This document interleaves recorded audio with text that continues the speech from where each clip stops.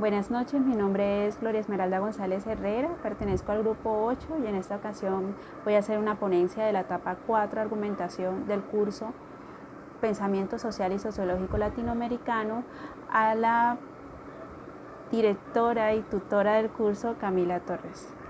Bueno, para iniciar vamos a hacer un breve recorrido por las teorías que hemos visto a lo largo del curso. Vamos a empezar con la teoría estructuralista desarrollista de la CEPAL. Bueno, esta teoría principalmente surge de la Comisión Económica para América Latina, CEPAL, y que es dependiente del organismo de la ONU. Uno de sus principales fundadores y autores es Raúl Prebisch. La teoría del estructuralismo también se destaca dentro de este organismo, de la ONU, desde el punto de vista económico, donde se propone el desarrollo desde adentro y la reducción de la dependencia externa. Esta teoría se desarrolla en contraposición de la teoría tradicional ricardiana, la cual sostenía que existe una división internacional del trabajo en que los países latinoamericanos se especializan en producir y abastecer de alimentos y productos agrícolas a los países del centro. Es así como que oponiéndose a esta teoría, la teoría ricardiana, la CEPAL desarrolla la teoría desarrollo hacia adentro. El eje de esta teoría es que los países latinoamericanos creen sus propias industrias y que el Estado debe intervenir con políticas fuertes y dinámicas de sustitución de importaciones y para estimular los mercados internos y el crecimiento desde adentro. La mayoría de los autores veían la dependencia de los mercados una etapa más para alcanzar el capitalismo pleno. La implementación de políticas desarrollistas en los años 60 en Latinoamérica evidenció el afianzamiento de la dependencia y los desequilibrios estructurales. Se evidencia también la asimetría básica entre el escaso dinamismo de la demanda mundial de productos primarios originarios de la periferia y el gran dinamismo de la demanda de la periferia por productos industriales elaborados en el centro. Sus principales autores, bueno, como ya mencioné, Raúl Prebisch de Argentina, Celso Furtado de Brasil, Aníbal Pinto y Fernando Faisenberg de Chile. Continuamos con la teoría de la dependencia. La teoría de la dependencia, bueno, tiene tres conceptos, que el primero, que el desarrollo de los países del tercer mundo necesita tener un grado de subordinación hacia el centro. El segundo, que las naciones periféricas experimentan su mayor desarrollo económico cuando sus enlaces en el centro están débiles. Y el tercero, que cuando los países del centro se recuperan de sus crisis y restablecen sus vínculos comerciales y financieros, incorporan de nuevo al sistema a los países periféricos, el crecimiento y la industrialización de estos países se tiende a ver subordinado. Autores de la teoría de la dependencia tenemos a Enzo Faleto de Chile, Teutónio dos Santos y Fernando Cardoso de Brasil. La siguiente teoría es la teoría de la liberación, que básicamente habla acerca de lo que es ser cristiano. Ser cristiano significa optar por los pobres, ser empático con el sufrimiento del prójimo, pero sobre todo por aquel que sufre y está más desfavorecido en la sociedad. Es dar el ejemplo no solo con la palabra y el pensamiento, también con la acción real, lo que significa también enfrentarse al poder que siempre está al lado del más rico. Está fuertemente influenciado por el marxismo. En el año 65, un periodista le preguntó al padre Camilo Torres de Colombia, doctorado en Sociología de la Universidad de Lovaina, ¿qué tan legítima era la lucha armada? El padre Camilo Torres le contestó: el fin no justifica los medios. Sin embargo, la acción concreta, muchos medios comienzan a ser impracticables. De acuerdo con la moral tradicional iglesia, de la Iglesia, la lucha armada es permitida en una sociedad en ciertas condiciones. Entonces, la primera condición, haber agotado los medios pacíficos. La segunda, tener una probabilidad bastante cierta de éxito. La tercera, que los males resultantes de esta lucha no sean peores que la situación que se quiere remediar. Y cuarto, que exista el concepto de alguna persona con criterio e ilustrado y correcto sobre el cumplimiento de las condiciones anteriores. Autores reconocidos tenemos a Paulo Freire de Brasil, a Gustavo Gutiérrez de Perú y a Camilo Torres de Colombia. Nuestra siguiente teoría es la teoría de la revolución. Principales autores: Regis Debray de Francia, Fidel Castro de Cuba y Ernesto Guevara de Argentina. La teoría de la revolución es particularmente en las izquierdas, predominaba la idea hegeliana del avance del Estado como despliegue de la libertad. Ampliando la intervención estatal, la gente se emanciparía de las condiciones de miseria en que se encontraban alineadas. Este imaginario colectivo se ve cuestionado por la omnipotencia y omnipresencia de las dictaduras militares. Bueno, creo que el máximo ejemplo de este tipo de teoría y de este imaginario colectivo lo tenemos en la Revolución Cubana. La siguiente teoría que vamos a hablar es la de la decolonialidad del poder. La teoría de la decolonialidad del poder, sus autores pueden ser clasificados dentro de un nuevo paradigma de conocimiento cuyas metas de descolonización epistemológica buscan trascender las meras estrategias de construcción. En ese sentido, sus proyectos teóricos denuncian el estancamiento en el que recurrentemente caen aquellos debates mundiales y locales encerrados en una mera y conveniente toma de posición que desde la crítica evita tanto reconocer como asumir la incomodidad de un compromiso ético y político con la construcción del conocimiento y proyectos alternativos. Bueno, como ejemplo de esto voy a mencionar en una de las lecturas a Boaventura Sousa Santo, hacía referencia de la dominación. ¿Sí? Entonces, en la época moderna, la dominación está representada en tres pilares que son el capitalismo, el colonialismo y el patriarcado. Al analizar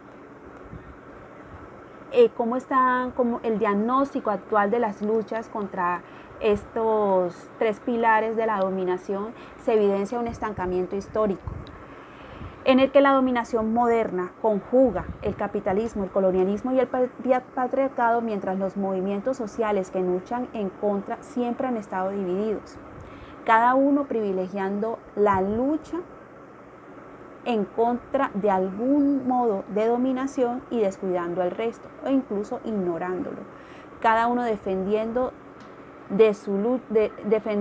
que su lucha y su forma de lucha es la más importante. Otro aspecto que tiene que ver con la manera como se organiza la resistencia anticapitalista, anticolonista y antipatriarcal es que recurren a formas de luchas, unas violentas, otras pacíficas, y por último factores como la no existencia de alternativas anticapitalistas creíbles y la conquista contra el colonialismo, el racismo o el sexismo parecen defender la no interferencia contra el capitalismo. Las luchas contra el capitalismo, colonialismo y el patriarcado se conciben siempre como una disputa contra los excesos de estos modos de dominación y no en contra de su origen o fuente. Autores: Enrique Dussel de Argentina, Aníbal Quijano de Perú y Bonaventura de Sousa de Portugal. La siguiente es la teoría de la subalternidad. Bueno, la teoría de la subalternidad aquí en Latinoamérica se retomó del grupo de estudio de subalternos de la India. Los grupos subalternos no son estáticos, cambian a través del tiempo, están en constante movimiento, son dinámicos y no siempre son los mismos. Dentro de los grupos subalternos existen una jerarquía y complicidad, dejando claro que ninguna identidad subalterna es pura y transparente, ya que hasta dentro de estos grupos existe una relación de dominante y dominado. La subalternidad no es una identidad, es una posición en que en cualquier momento puede entrar o salir. Entre sus autores está John Beverly de Estados Unidos, Pablo Sandoval de Perú y Raúl Rodríguez de Chile. Por último tenemos la teoría de los estudios culturales. Bueno, la teoría de los estudios culturales hace referencia al concepto de cómo la cultura se convierte en mercancía y con lo que se busca homogeneizar y estandarizar los gustos e ideas a través de dos conceptos. El primero, que cuando las personas reciben un producto cultural están consumiendo ideas del mundo, y el segundo, que los consumidores son controlados a través de los productos culturales que consumen. Esto anula la capacidad crítica de los individuos, impone estereotipos y comportamientos y genera un entretenimiento que adormece la razón. Los estudios culturales se han convertido así en el estudio de los modos e instrumentos con los que los medios de comunicación de masas y la cultura importada de los Estados Unidos colonizan a la clase obrera.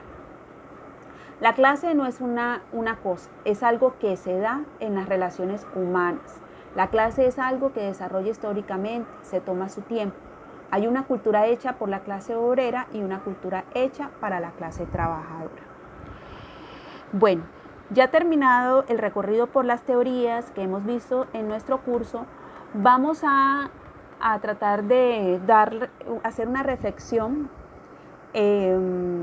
dándole una respuesta en este segundo momento a las preguntas propuestas en base a la lectura de Arturo Escobar, La colonialidad del saber, eurocentrismo y ciencias sociales. Entonces, iniciamos. Para Arturo Escobar, la ausencia del lugar es una condición generalizada del desarraigo. No se puede desconocer la importancia que tiene para el desarrollo de la cultura latinoamericana el lugar. En la filosofía occidental, el lugar ha sido ignorado por la mayoría de los pensadores. Se observa que en los discursos sobre globalización se evidencia que lo global es igualado al espacio, al capital, a la historia, y lo local con el lugar y el trabajo y las tradiciones. En este contexto, el lugar desaparece en el frenesí de la globalización, lo que conduce a pensar en la necesidad de revertir dicho pensamiento, enfocarse en la constante importancia del lugar y su creación para la cultura, la naturaleza y la economía. Los lugares son creaciones históricas que deben ser explicados, no asumidos, tomados en cuenta en la manera de circulación del capital. El conocimiento y los medios configuran la experiencia de lo local. La relación lugar, poder e identidad se hace más complicada a medida que la concepción global de economía política se acerca hacia un significado diferente de lugar e identidad. Ese ignorar de los pensadores occidentales del lugar es consecuente del pensar de las realidades dominadas a través de la historia del colonialismo. En Occidente, para Escobar, en el ámbito ecológico se podrían explorar mejor las consecuencias múltiples para la teoría social que tiene la negación del lugar. En diversas investigaciones interdisciplinarias de las relaciones entre espacio, la cultura y la identidad, los antropólogos, geógrafos y ecologistas políticos han demostrado cómo en el tercer mundo muchas comunidades rurales construyen la naturaleza de una manera totalmente diferente a las formas dominantes modernas, designando y utilizando los ambientes naturales de manera bastante particular.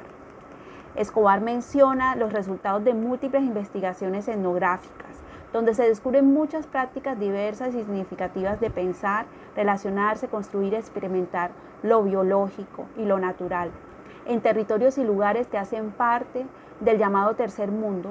Entender los mapas nativos de lo social y lo biológico a través de nuestros conceptos de naturaleza, cultura y sociedad. Para los grupos indígenas y rurales, la naturaleza no se manipula, por lo tanto su cultura nos ofrece objetos que permiten su dominación o manipulación, no ofrecen objetos que permitan su manipulación. La naturaleza y la cultura deben ser analizados como constructores culturales y ofrecen una relación de mayor equilibrio con el ecosistema, donde los modelos locales pueden mostrar rasgos diversos y diferentes a los de Occidente, como son la categorización del ser humano, entidades sociales y biológicas, escenarios de lindero, clasificación sistemática de plantas, animales, espíritus, entre otros. Pueden contener mecanismos para el buen balance y orden de los circuitos biofísicos, humanos y supernaturales, entre otras posibilidades que pueden variar entre una comunidad y otra, revelando una imagen compleja de la vida social no necesariamente opuesta a la naturaleza. Las investigaciones, el desarrollo e implementación de pensamientos y prácticas que propongan a las relaciones del espacio, la cultura e identidad de los diferentes pueblos que hacen parte y desarrollan sus culturas, incorporando las prácticas económicas de los lugares a los procesos de delimitación de las órdenes alternativas, serán facilitadas, según el texto de Escobar, por la ecología y el postdesarrollo. Bueno, esta pregunta sí me gustaría leerla, que es la última, que dice: ¿cuál es el papel de profundizar en el conocimiento de pensamientos propios y nuevas categorías teóricas pensadas a partir de nuestras propias realidades en la formación como sociólogos? Bueno, como sociólogos en formación podemos profundizar con el conocimiento de pensamientos propios. Lo podemos hacer por medio de la introspección, la cual nos permite indagar a partir de nuestras creencias, saberes, experiencias y lugar donde hemos crecido, donde nos hemos desarrollado, donde nos hemos formado, donde hemos vivido. Al enriquecer estos pensamientos productos de nuestra identidad, lugar y cultura con nuevas categorías teóricas pensadas a partir de nuestras propias realidades, nuestro pensamiento se enriquece a través de otras ópticas y modos de ver nuestras realidades. Es así como podemos entender nuestras circunstancias y aportar de manera positiva a la búsqueda de soluciones que van acorde a nuestra circunstancia, a nuestro entorno. Bueno, para finalizar, quiero agradecerle a la tutora Camila Torres por su disposición y su motivación constante a lo largo del curso. También le quiero agradecer a mis hijas por la paciencia y pues sin más termino mi ponencia.